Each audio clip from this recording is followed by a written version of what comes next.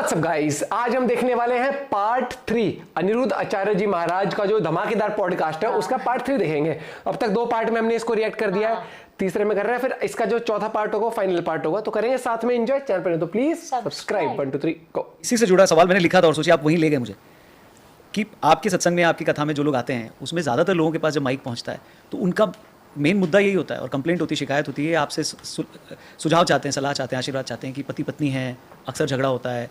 तो ये जो रिलेशनशिप है ये कौन सी दिशा में जा रहा है और इसका सोल्यूशन क्या है। और उसी से जुड़ा सवाल है कि आपने हैप्पीनेस की बात की या जॉय की बात की या प्रसन्न रहने की बात की, उसका सबसे शॉर्टकट तरीका क्या है। तो एक तो रिश्ता, कि आजकल रिश्तों से जुड़े सारे संकट आ रहे हैं और सवाल आपको बिंदास चलाना है तो मैं आपको एक लाइन का सूत्र दे सकता हूँ। जी दे दूँ? उंगली उठाइए, यहाँ रखिए। देखिए अभी भी आप उंगली रख के खुश हैं। ये बहुत बढ़िया, आपको खुश ये भी वायरल हुआ है। ये सब चीजें ना जो आप गृहस्थी में, यदि गृहस्थी बिंदास जीना चाहते हैं तो एक उंगली तो ईश्वर ने दे रखी है बस यहाँ। वो सामने वाले पे मत उठाओ, वो ऐसे यहाँ लगाओ। ये घर में सुख शांति बनी रहती ये आता नहीं ना, ये आप तो कह ले रहे हैं क्योंकि आप प्रसन्न हैं, आपको वो सोल्यूशन मिल गया है, आपको वो शायद वो बटन मिल गया है जिससे अंदर की प्रसन्नता स्विच ऑन हो रही है। लेकिन जो नहीं है, जो काम में भी पड़ा हुआ है, जो दफ्तर में भी पड़ा हुआ है, जो परिवार में भी पड़ा हुआ है, तभी तो इसलिए कहते हैं ना सत्संग हमें रोज नया सीखना चाहिए। सत्संग बहुत अच्छी चीज है। हम इसलिए तो कहा एक घड़ी आधे की पुनियाद, तुलसी चर्चा राम की हरहि कोटि अपराध। सत्संग जरूरी है। यदि आप प्रसन्न रहना चाहते हैं ना, मेरी बात मानिए, आधा घंटा रोज कथा सुना करिए। यूट्यूब पे जाइए, अनिरुद्धाचार्य टाइप करिए, कथा यूट्यूब पे आएगी, आप सुनते रहिए, चलते फिरते, खाते पीते, उठते बैठते, सोते जागते। जी सब्सक्राइब नाउ। महाराज जी, अतीत में हमने देखा है कि ऐसे कई आध्यात्मिक और धार्मिक लोग हुए हैं जिन पर कई गंभीर मामले चले, फिर वो जेल में चले गए। इससे बहुत सारे लोगों का ऐसे आध्यात्मिक गुरुओं से फिर विश्वास थोड़ा सा पॉइंट हाँ है। बड़े लूजली वो वर्ड यूज करते हैं, बाबाओं से उन पर से विश्वास उनका टूटा। तो बाबाओं से कुछ लोगों का नाम नहीं लूंगा, कुछ अभी भी हैं सजा काट रहे हैं, कुछ बाहर हैं। क्या सोचते हैं आप इस पे, और इस पे लोगों को क्या कहना चाहेंगे। जो गलत है उसे दंड मिलना चाहिए और दंड मिल भी रहा है। इसलिए हमारे यहाँ एक बात कही गई है ना, पानी पियो छान के और गुरु बनाओ जान के। गुरु बनाने के पहले ना जानना चाहिए। इसलिए हमारे यहाँ एक परंपरा है, जो आपके अज्ञान को दूर करे, जिसे देखकर, जिसे सुनकर, जिसके द्वारा ज्ञान पाकर मन को शांति मिल जाए, भटके हुए को सही मार्ग मिल जाए, वही तो गुरु है। हमारे यहाँ क्या हुआ, परंपराएं रही हैं। श्री संप्रदाय, रामानंदाचार्य संप्रदाय, शैव संप्रदाय, निम्बार्क संप्रदाय, मध्वाचार्य संप्रदाय इत्यादि संप्रदाय जो रही हैं, इन संप्रदायों से जब होते हुए व्यक्ति गुजरता है तो वो भ्रमित नहीं होता। इसलिए संप्रदाय जरूरी है। आज जितने भी गुरु घंटाल आज ये वर्ड यूज करते हैं ना लोग, गुरु घंटाल, वो सब संप्रदाय वाले नहीं हैं, मनमुखी हैं। कुछ लोग क्या करते हैं, खुद को भगवान मान लेते हैं। ज़्यादा पॉपुलरिटी हुई, ज़्यादा पैसा आया, ज़्यादा नाम हुआ, तो उनको क्या लगता है, अपने भगवान है, मैं ही भगवान है। ये तो जो खुद को ही भगवान मानता है उनकी दुर्गति होती है। भाई भगवान मैं नहीं हूँ, मैं भगवान का दास हूँ। तुलसीदास, सूरदास, कबीर दास, इनने सबने क्या बोला कि मैं भगवान जी का दास हूँ। दास आनो दासो भवितास्मि भूया। तो हम दास हैं। अब कुछ लोग क्या करते हैं, खुद भगवान बन जाते हैं। तो भगवान बन जाओगे तो फिर उसका भगवान तो फिर जेल में ही प्रकट हुए हैं ना, तो फिर सबको बोलते जाओ वहीं प्रकट हो। तो भगवान बनने की क्या जिद है जी, भगवान के दास बने रहो। महाराज जी, आपके 1.5 करोड़ से ज़्यादा यूट्यूब पे फॉलोअर्स हैं, वीडियोस बहुत लोग देखते हैं। हम लोग भी जब अपने चैनल पे अपनी वीडियोस डालते हैं तो बीच बीच में व्यूज़ और कमेंट चेक करते हैं, आप भी करते हैं? हाँ करते हैं, कई बार कमेंट्स पढ़ते हैं आप खुद? कम पढ़ता हूँ। और हमारे यहाँ भी थंबनेल वगैरह डालना होता है तो टीम पूछती है क्या डालना है, आपसे पूछती है ये लिख दे वहाँ पे, तो आप उनको सुझाव देते हैं या ये सब? ये मेरे उसका काम नहीं है, ये राम ही संभालते हैं। जी महाराज जी, आप यूपी में रहते हैं, यहीं पर आपका आश्रम भी है। यूपी में मुख्यमंत्री जो हैं वो एक योगी हैं, इस बारे में आप क्या सोचते हैं, ये कैसा लगता है आपको? इंटरेस्टिंग है। आपकी क्या राय है उनके बारे में? लोग कहते हैं ना बाबाओं को कि बाबाओं को तो जंगल में रहना चाहिए, बाबाओं को तो आजकल लोग क्या कहते हैं, बाबा बड़ी गाड़ी में चल रहे हैं, बाबा ये कर रहे हैं, बाबा वो कर रहे हैं। अरे बाबा नहीं, पूरी यूपी को सुधारा है।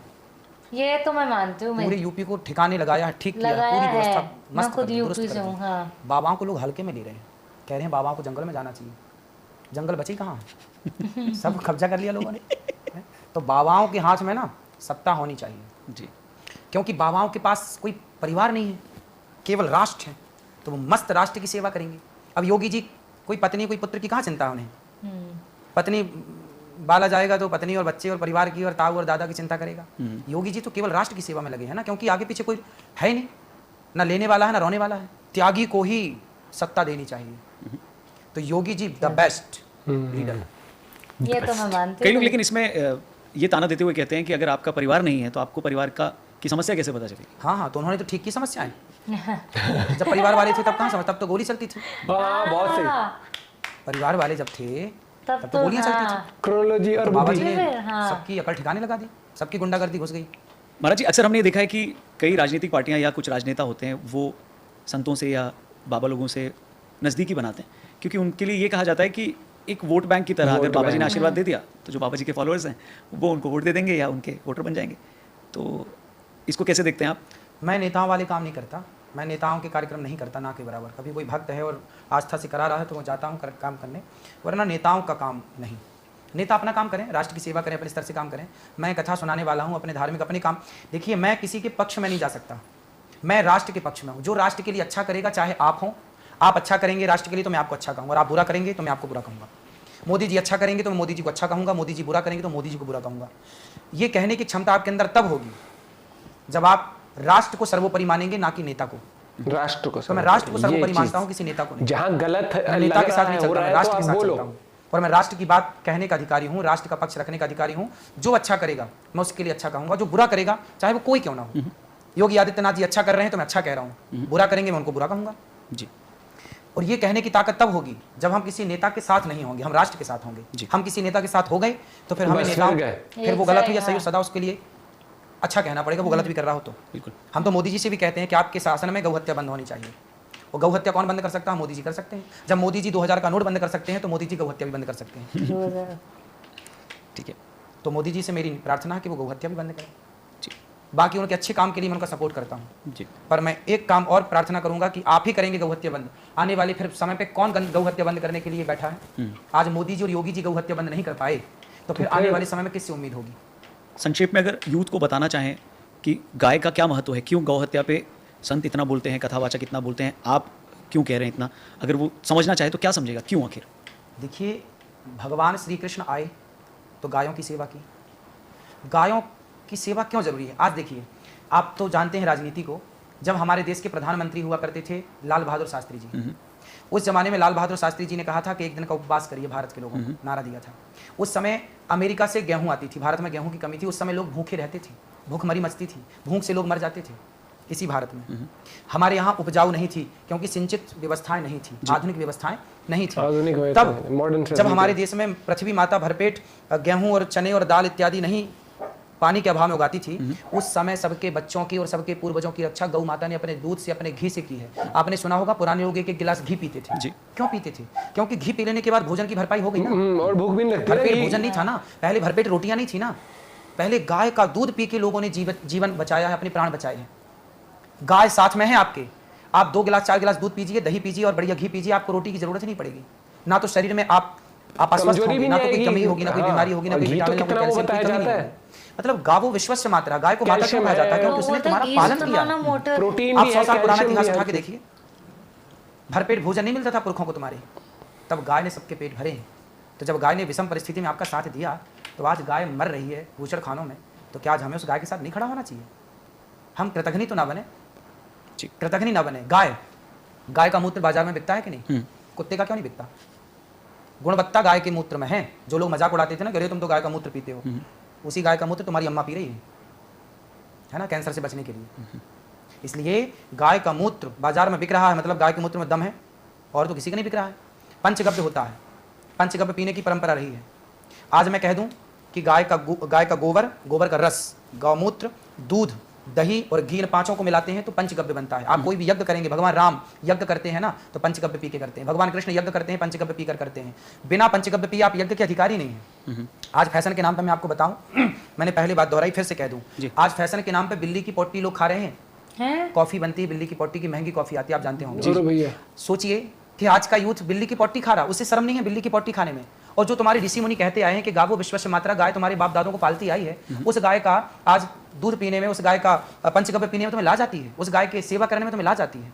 कुत्ते से मुंह चटवाना अच्छा लगता है और गाय की सेवा करने में तुम नाक से कोड़ते हो। कितनी विडंबना है।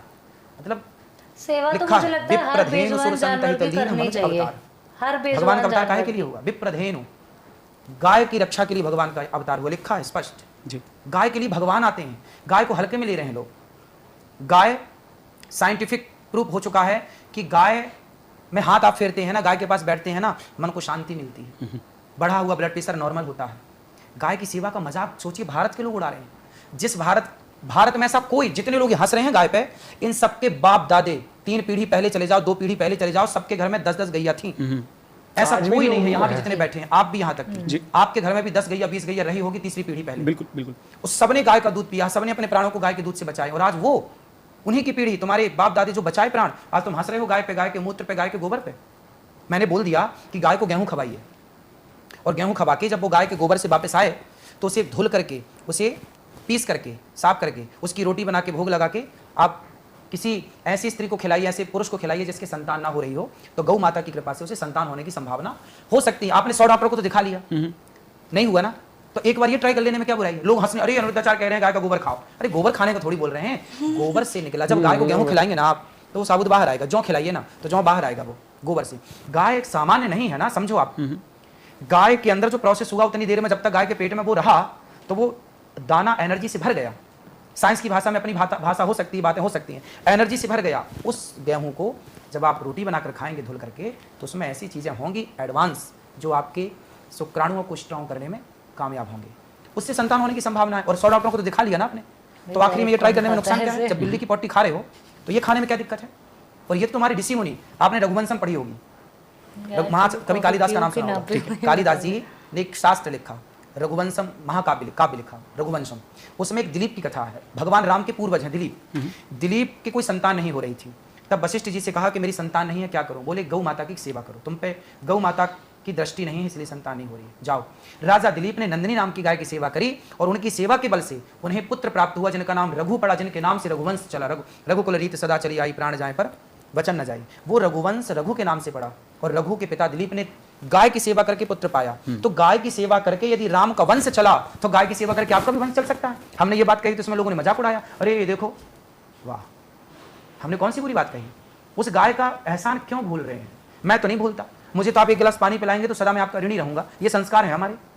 जिस गाय ने हमारे बाप दादों को पाला दूध पिलाकर, मैंने बचपन में खुद गैया चराई है, मैं खुद गाय के गोबर ना होता तुम्हारे घर में चूल्हा, आज तो गैस आ गई, आज के 50 साल पहले कंडे ओपले पूरे घर के लकड़ियां, जंगलों को बचाए रखने के लिए गाय का योगदान था। आज लकड़ियां कट रही हैं धड़ल्ले से। पहले के जमाने में लकड़ियों से ज्यादा कंडे का प्रयोग होता था, ओपलों का।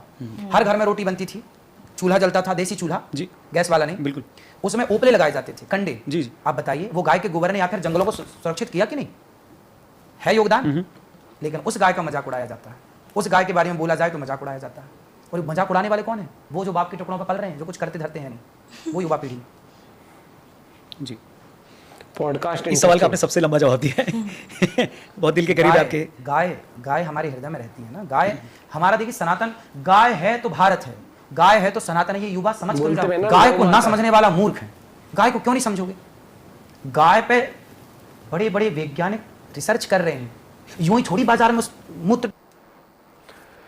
भाई ये चीज़ तो है, पॉडकास्ट अभी इंटरेस्टिंग मोड पर पहुंच चुका है। अभी अगला वाला पार्ट और भी इंटरेस्टिंग होगा, लेकिन बहुत चीज़ें अब देखो, बचपन से हमें ये सिखाया जाता है, अपना हिंदू धर्म में कह लो, कैसे भी कह लो, कि गाय हमारी माता है, गौ माता भी, हर एक चीज़ हो गई भाई। तो ये तो देखो पाला पोसा भी है हमें यार, उनकी चीज मतलब आप खाते हो। और बहुत सही एग्जाम्पल भी दी उन्होंने, कि जैसे पहले टाइम पर वन वृक्ष बचे क्यों थे?